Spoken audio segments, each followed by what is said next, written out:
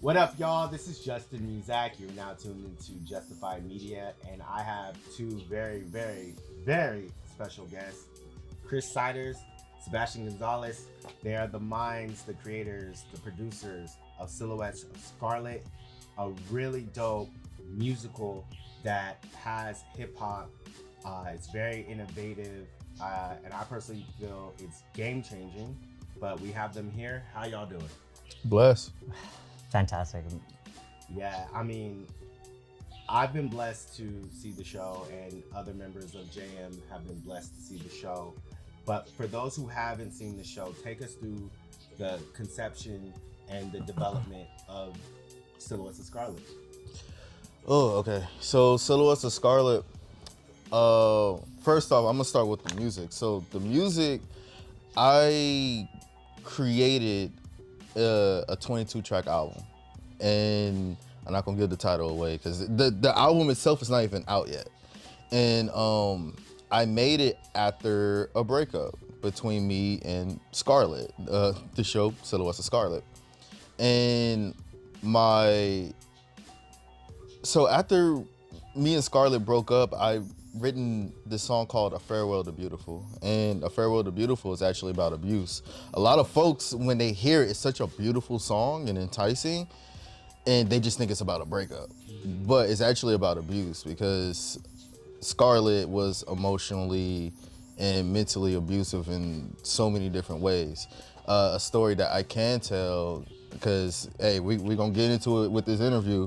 Um, uh, 2 weeks, yeah, after our breakup, we was trying to be friends, and I pitched a song idea. Like, hey, like I make this beat. I have a chorus. It's just a general love song idea, and she said, "All right, cool." So we're writing the song, and then she writes her verse about me. She's a singer. She doesn't rap, but she decided to rap for whatever reason. So I'm like sitting up here like, all right, now I gotta teach you how to rap. Like, all right, mind your syllables. Take this word out. Take this out. X, Y, and Z. Like breath control. And when she was done with the verse, it was about me. So I'm like, you know, fuck it, you gonna do it about me? I'm gonna write a verse about you. So it just became this really beautifully intense song. 2 minutes after, she said, "Hey Chris, how do you feel if I had sex with two of your best friends?" And I said, "Excuse me?" And then when I had a negative reaction to it, of course I didn't blow up or cuss or anything like that. I was just like really hurt. She was like, "I was just asking a question," as if it was something like that was innocent. And like that's an example I could give with the gaslighting and the manipulation and whatnot. So the and what's funny is that song is actually in the show. It's a song called Dandelion. Um, but yeah, so in the middle of making this album, my father passed away randomly. Thank you. And his ashes is in this pendant. I keep it with me everywhere I go. And so yeah, on Valentine's Day, 2023, he passed away, and I kept working on this album, and my music manager just hit me up and said, "Hey, what's going on with the music?" And I'm like, I know, like, I'm making a lot of things. I have this album. I don't even think I'm gonna put it out. I'm just not trying to gaslight myself with this situation I'm in. And he said, "Let me hear it." Sent it to him. He said, "This is your best work. What are you doing? Put this out." And I'm like, one condition, she gotta listen to it. And she gotta approve it. If not, no dice, no game. Cause like, I say a lot in the album is not derogatory, it's not misogynistic. I don't play when it comes to all that stuff. Like, we could squabble up if y'all like LA shit. It don't matter to me, we could squabble up. But so the yeah, like it took a minute to get her to listen to the album. Because at first it was, oh, you could do whatever you want with your music. It's your music, and I'm like, no, you don't understand. Like, there's even a skit on it called "I Hate You, Don't Leave." Well, it's actually a song, and I took a rule from like the Kendrick playbook from Mr. Morale and the Big Steppers, what We Cry Together, and recreated like the argument where she made threats of physical violence towards me. That wasn't in the version of the musical that you saw, but in the previous 2 iterations, we recreated that argument live where she said, and I quote, "I feel like I want to throw you out the fucking window." And like, the thing is, like, as men being met with like such a threat, like, and being black, being men of color in general, because like, you know, it's a thing of like, oh, like we're too intense, we're X, Y, and Z, we're too aggressive. It becomes a thing of like, well, like who are you gonna believe in that situation when it comes down to like, hey, I want somebody to listen to me versus someone like a shorter woman.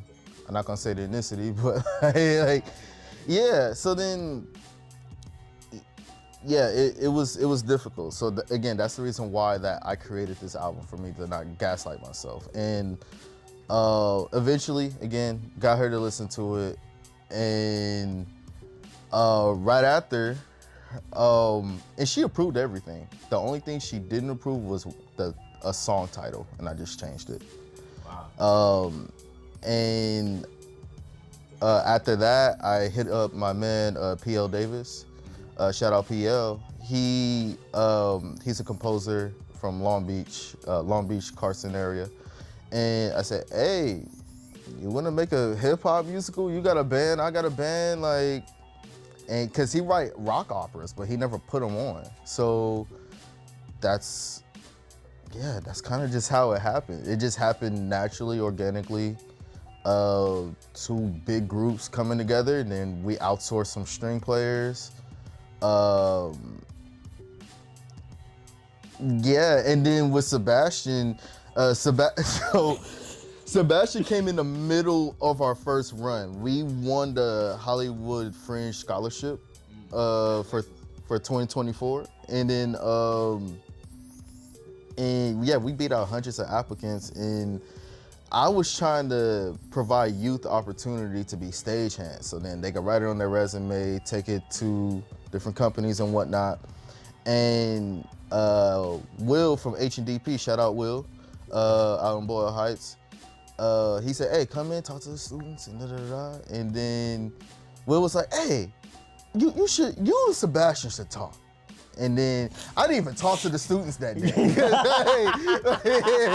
I didn't even get a chance to talk to the students. And because me and Sebastian was just in the hallway talking for like 2-3 hours. Yeah. And then, in short, like, that's kind of the inception of the entire project.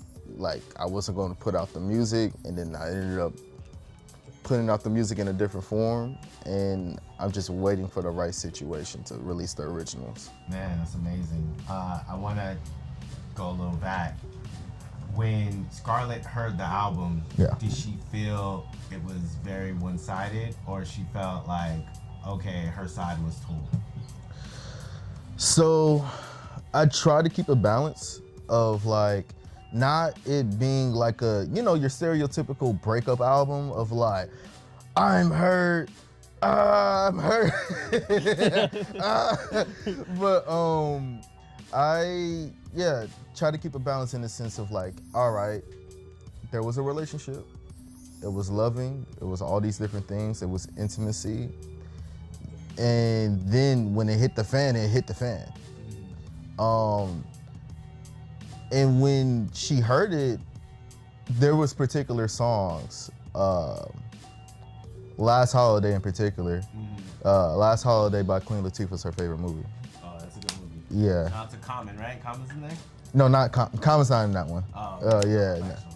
Yeah. I think she is in a movie with Common though. She is in the movie with Common, but I remember the last holiday I just thought it was the one with Common. oh nah.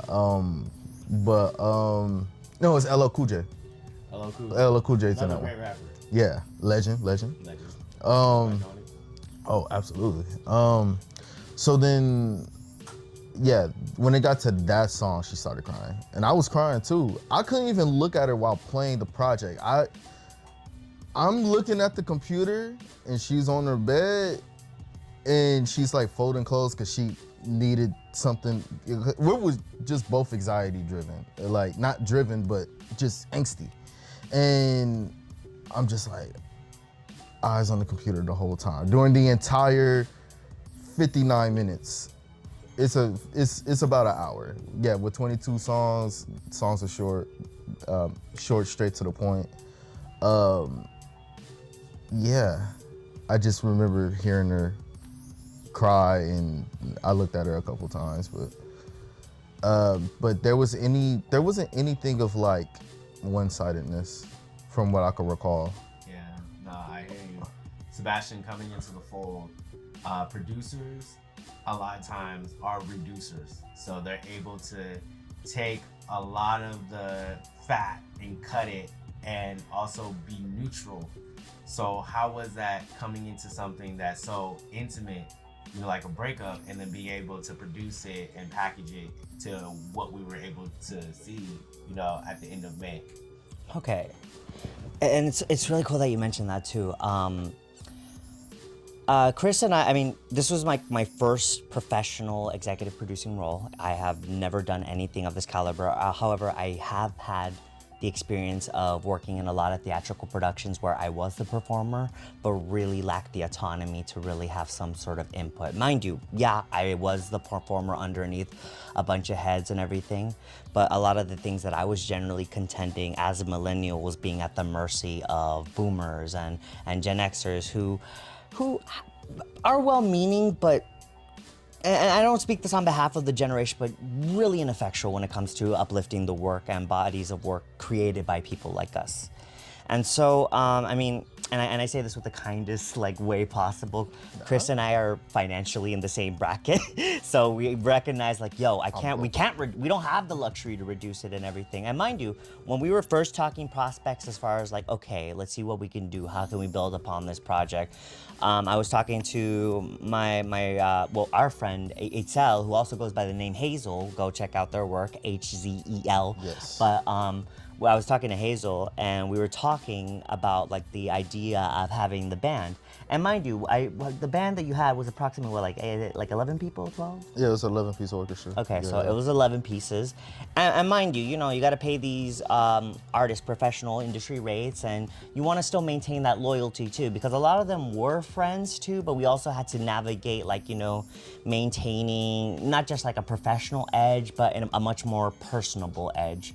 So what Chris, Itzel and I were talking prospects as far as like, oh, what do we need? Oh, we can kind of cut corners here, da-da-da-da-da. Itzel was very adamant on keeping the string section. Yeah. They were like, no, we need this. And I think what really inspired me too is the fact that, it's not so much as I couldn't have brought it for them, it's the fact that their conviction were so much stronger than our limitations.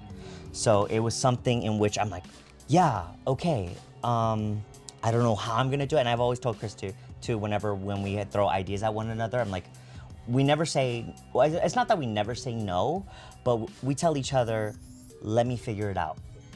It keeps things open-ended, it keeps things, we can switch, pivot, build on top of that. Because the original intention was to set up Silhouettes of Scarlett at the Paramount before the Gardena run, which we had at Gardena Cinema. And we just didn't have the funds at the time, and we were still very much building on top of that as well. Then, plus, we didn't really have much of a connection with the Paramount aside from the nonprofit that I was part of. So we kind of, not that we put it on the wayside, but we're like, okay, let's pivot. And we ended up doing it at the Paramount. And I ended up having the access to the Gardena Cinema because I hosted film festivals there a couple times as well. And also it's a beautiful 800-seat theater. It has a stage, used to house a lot of variety shows, generally Spanish variety shows as well, but it's like in the heart of Gardena, one of the last single family screen owned.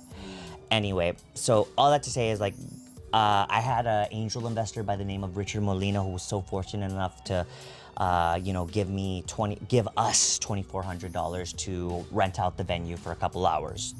And so we figured, he's like, listen, you raise the rest for the band, I'll take care of the venue. So shout out to Richard for being a real one on that one too. And so that really incentivized us to say, okay, there are people out there, because a lot of it really for us too as millennials, even though there's a huge community, we really struggle with maintaining networks because again, a lot of the people within the community, I mean, although they do have networks with certain people and resources, our main intention was really to reach out to the community, keep it accessible without compromising our networking relationship as well. So that's why we ended up doing it at the Gardena Cinema, because it's at the heart of the community, but also being able to sort of troubleshoot in ways in which we can keep things generally accessible without the networking community kind of oh, how much are we going to make our money back and everything. So we ended up going through the nonprofit sector where hey, listen, we're trying to put up an event. Is there any way that you could potentially sponsor us? And so we just started hitting up door after door, knocking on doors, low-key kind of being insufferable. And we had a lot of issues in terms of communication, just generally just going back and forth as far as what can we do. And yeah, admittedly, I did step on Chris's toes a couple times as far as just trying to make sure stuff happened. And we were all green too, but at the same time too, we never stepped on each other's necks for the sake of a platform. Yo, we all stepped on each other's toes for one. Yeah. Like this is not a one-way street. You know what I'm saying? This is business, and as I told you earlier, I think I would rather do business with a stranger. All right, let's chop it up and then see if we're a good mesh and we're compatible in the business sense, and then yeah, we could flourish even better with that. So with us, yeah, it was a little rocky, but then we figured out a great middle ground on communication. And because with friends, sometimes when you start off as friends and bring them into the business, unfortunately, we did lose some people. And that was because of oh, I thought this, I thought that, and X, Y, and Z, and there wasn't any fair communication from the jump of what your expectations were. I given you my expectations, and when I confronted you of hey, you agreed and adhered to this, and then it's just oh, I thought, no. You know what I'm saying? Just because we're friends, I get it. I get it. We look out for each other, and then that's also a key pillar to Silhouettes of Scarlett is community focused and community driven. We're not a corporation. And we always look out for each other. And even with that, we still get right down to business. Everybody is on it. Everybody's okay, how can we do this? How can we optimize our situations? So yeah, just to piggyback off of you, everybody steps on each other's toes. But I just wanted to name that, but the thing that really sort of sets us apart from a lot of the shows that are currently up right now is that not only is the work evolving, we are evolving as a collective, because it's so important to move in the industry in a different way considering the current landscape of it right now. So I had to pivot. That's why we ended up doing the second run, playing around with the idea of having it being a multimedia presentation. Because again, you already know how the Hollywood film scene is right now. And what we ended up doing is we ended up filming the scenes and projecting it on screen and having the live performance as the activation, or aka the musical moments. So that way it provides a sort of different context to the sort of live musical theater component. Because again, it's we've only set the scenes in reality, and we set the musical stuff presented for the audience, in which it would be probable that anyone would break out into a song.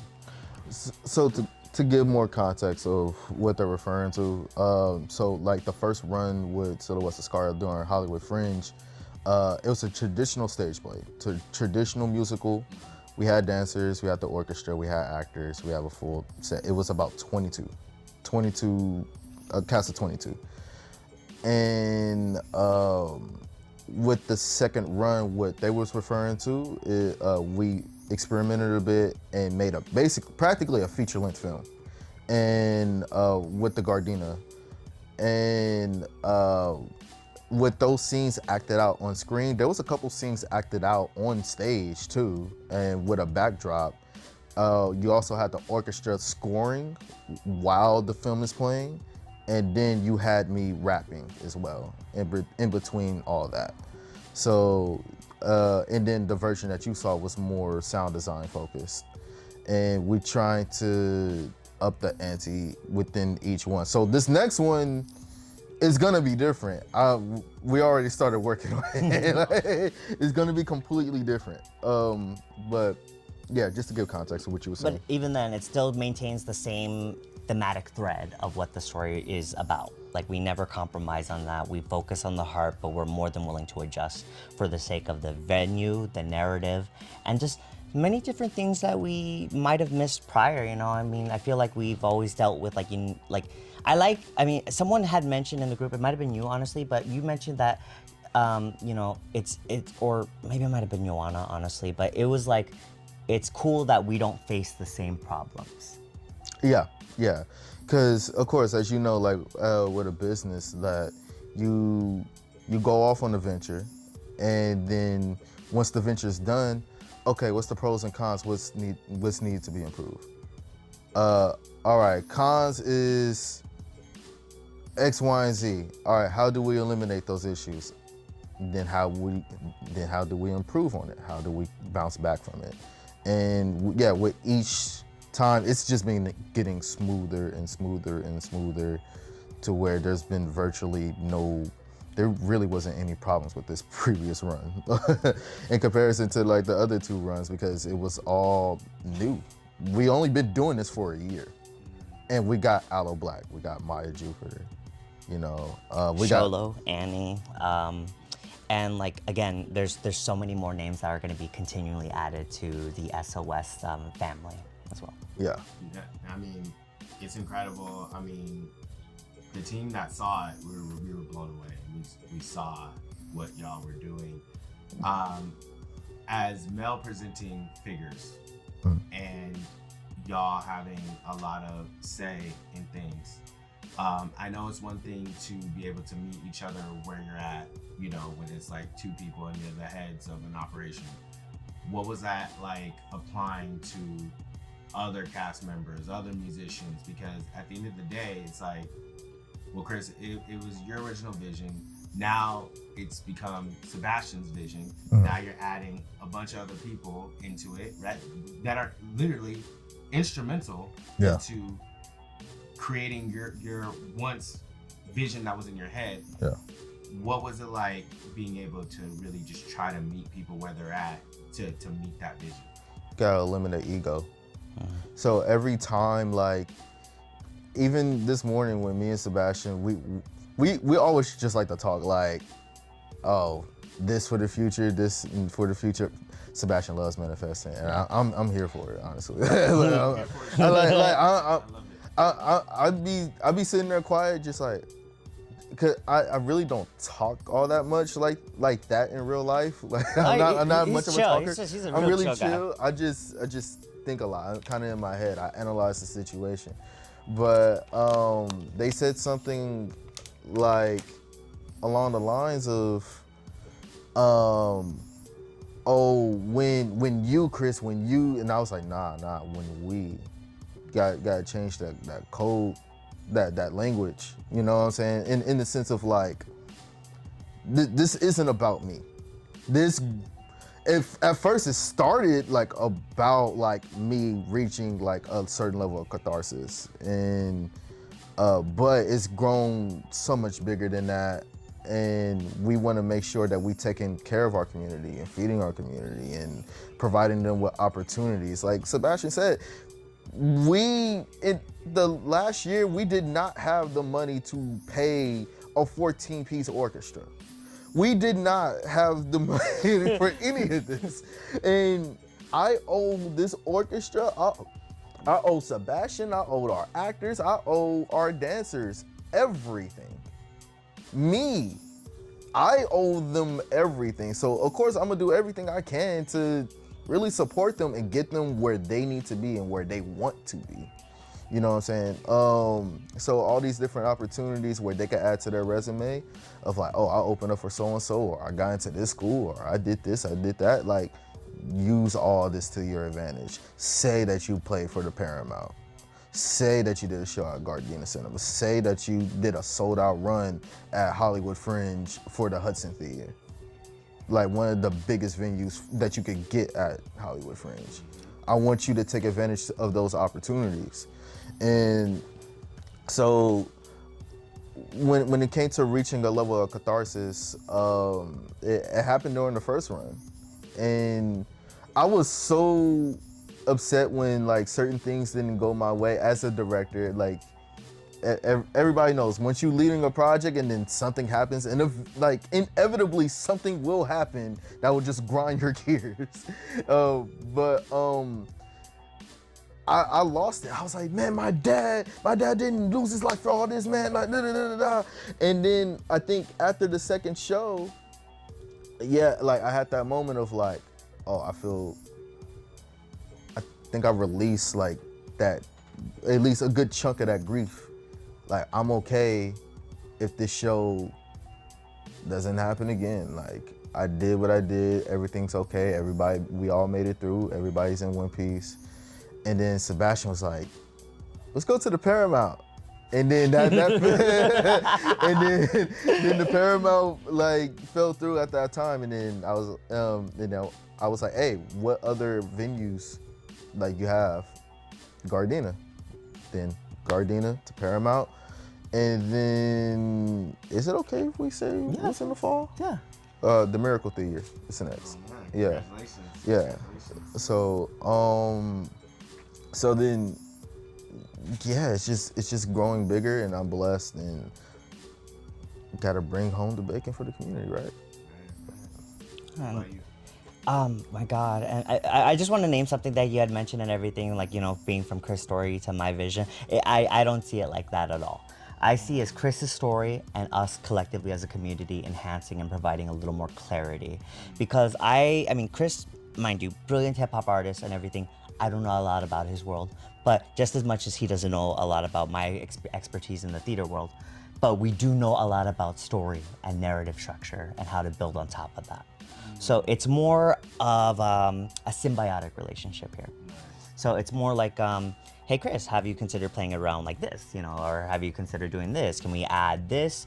Will this compromise the integrity of this, and that? And another cool thing that has like given us a little more leeway in terms of going into the fantastical element, because the first version was a very serialized or nonlinear melodramatic piece, you know, or you know, just that. While the second one served as a meditation on grief through the framework of a therapy session, because again, not a lot of our community are familiar with nonlinear narratives, but they are familiar with the concept of like, you know, stories being written one another under one roof, which is why we ended up going with the therapist narrative to begin with. Whereas the second one is more conceptual, but because it's more conceptual, we were able to lean more on the music a little more compared to the actual like dialogue script, et cetera, et cetera. Oh, you mean the third one? The third one, sorry. But either way, like the thing that we've been like, you know, navigating together is just like, you know, tailoring it, curating. It's the fact that it's an evolving piece of work that we really take in pride and value, as far as like how much can we really like optimize and like utilize it to the best of our ability. And I think because of that, you know, willingness and collaborative efforts, it's not so much as like, no, I don't want to do that. It's more like, you know, like, hey, I want to try this out and everything. If you're not feeling it, let me at least try to justify it to you. And then that way, when he talks about like, oh no, we can't do that because X, Y, and Z, I have further more context on how we can tailor it and restructure it in a way that doesn't impede on Chris's vision, but all the while enhancing it and making it, I don't want to say palatable because that feels very reductive. I want to say that it becomes accessible to all audiences as far as that goes too. Yeah, that was definitely a critique that I gotten from the first run. Is like accessibility and ensuring everybody kind of understands it. I'm from the realm of like always experimenting, and I think that's another reason why we work so well. We like to throw things at the wall and see what happens. You have to. Yeah. And then you get your formula down, but then even after that, you know, once you have that down, it's like, okay, let's try something else. Let's try something different. One of the themes that I've seen just with the play or the musical, and just even in this interview, it's, about community. I remember seeing your Instagram a few days after, and you were like, you were on your story. You said, "Man, I'm trying to reply to everyone. I'm horrible at compliments. I'm horrible at receiving compliments." And being an artist and being center stage, right? You know, people would think that we want validation. Yeah. And to a certain extent, we kind of do. Yeah. But, sometimes people don't understand the nuance of being an ambivert, where you have both traits and you have to manage both those things. So I want to dive into your mind just a little bit on that, and especially being a man of color, because a lot of times people view us as entertainers, and even though we can entertain, we're human, and we're so much more complex than society views us sometimes. And like, I deal with that too. I believe I'm an ambivert, so I wanted to hear your take. Yeah. So when it comes to compliments, and I had a brief conversation with Sebastian, like it was a few weeks ago. I don't remember when. I actually struggle smiling sometimes. Like I don't know why. Like it's it's hard to. So the reason why I bring up smiling, because like when you receive like a piece of good news, like of course you're gonna be jumping with joy, and then somebody might be congratulating you, and and it's just like, oh, okay, cool, like, all right, what's the next thing, like, I don't, I think it kind of comes out of a thing of like survival, like don't let anything get into your head like too quick, like yeah, all this is good, but all this can be gone in an instant as well.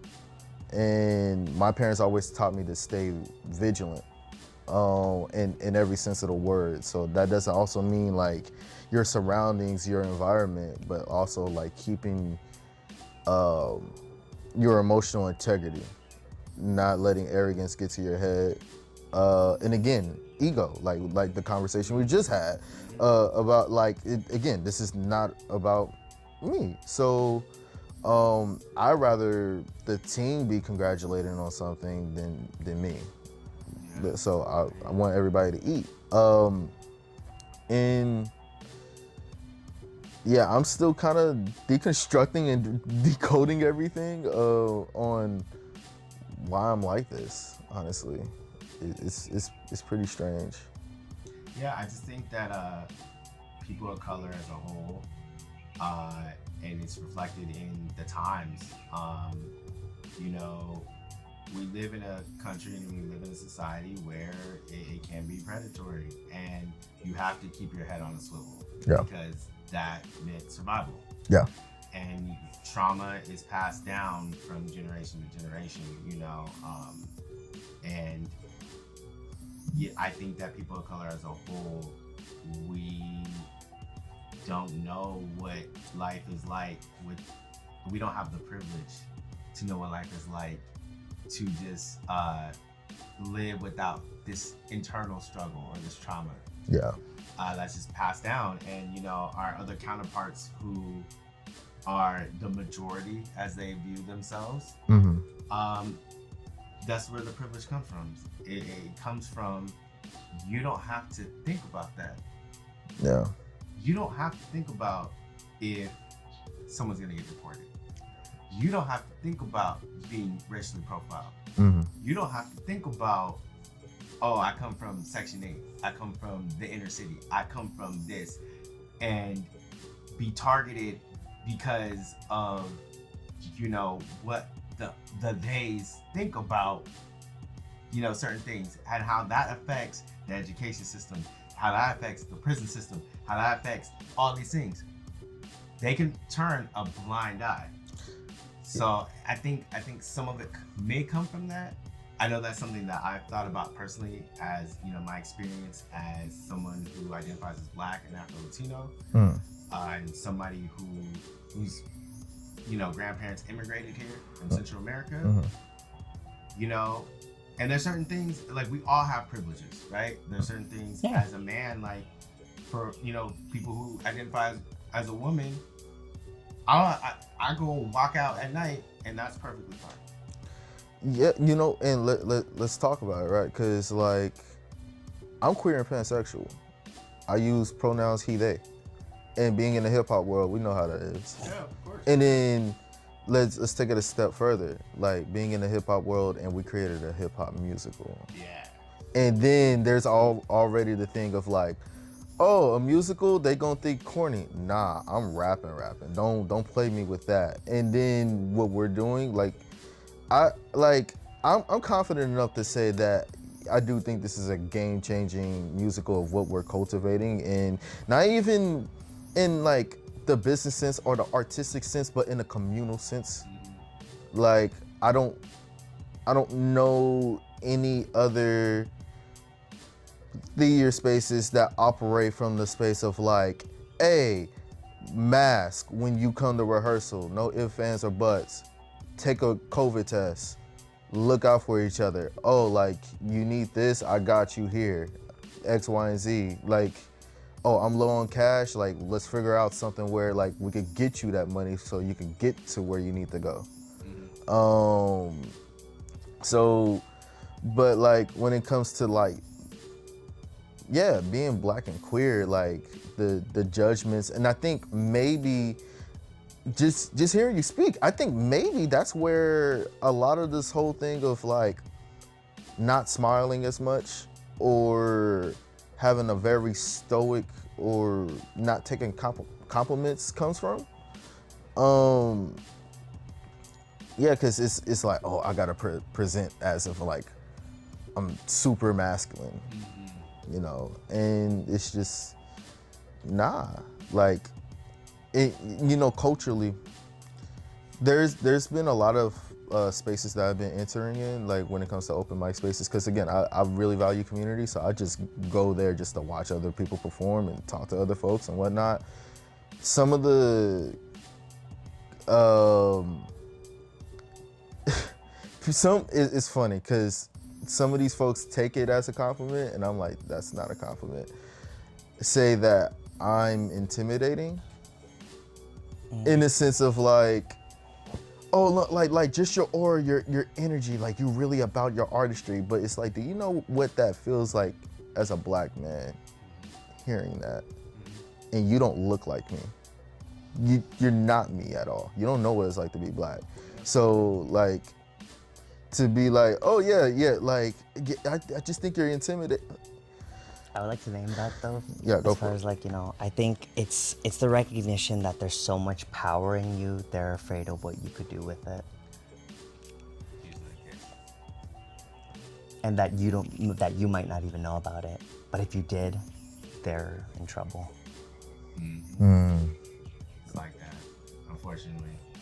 But I believe y'all are creating social change and social awareness, which is really important, which leads us to our last question, final thoughts. Go ahead and the floor is yours. What's your final thoughts? Just especially moving forward on this project. Moving forward with this project, I think the biggest thing, my biggest goal with this is strengthen unity. Again, with me being a black queer rapper and Sebastian being Latinx, and us collaborating and bringing our communities together now more than ever. It's something that's definitely needed, especially with the ICE raids going on, and I'm hearing a lot of talk on the internet with some folks in my community saying like, oh no, like this is not our fight. No, this is our fight. Like, you taking a step back is detrimental. And with this project, with Silhouettes of Scarlett, talking about mental health, relationship abuse, grief, and then the other added layer of us being part of different communities, different cultures, different races, different gender identities, different sexual orientations, that's bringing everybody together and showing that we can stand as one unit. Yeah, no, I'll keep it brief. I feel, especially in this time too, it's really important that we all come together because again, this project was birthed out of grief, but it's sustained by joy. It's upheld, it's maintained, it's coveted and cherished like you would any child that you want them to grow well adjusted and cared for. And another beautiful element about this is, and I speak this from a sociological standpoint, black and brown solidarity. Yep. I've seen it within my community. I've seen the anti-blackness. I've seen but I also see like the exchanges of culture that exist between both of us. And growing up as like Mexican American and having to identify as Chicano, which was a label that we gave ourselves, which was a derogative term. That's essentially like we mirror each other. Like how y'all have the N-word, we have Chicano. How y'all's how our identity was birthed out of being detribalized and not knowing our indigenous roots, whereas you don't know where you fall on the diaspora because of years of colonization, white supremacy, abuse, gaslighting, so on and so forth. It's not so much as like we have similarities. We are brothers and sisters in this mess. And we are all just trying to figure it out. And because of our proximity to power and different intersectionalities, we get caught up in that. So I think by maintaining this relationship and being careful with how, not just even really being careful, being intentional with one another, it is, it's true what they say, if you want to go fast, go alone, but if you want to go far, go together. And to piggyback on that, that's another reason how this project is way bigger than just me and my story. Yeah, and I feel it. I mean, we witnessed it. It was incredible. Yeah, I remember you calling me like, any feedback? I'm like, oh man, keep rocking. I have no complaints. So, but we appreciate your time.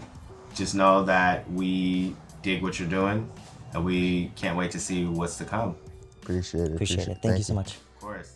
This is Justin Muzack, and this is Justified Media.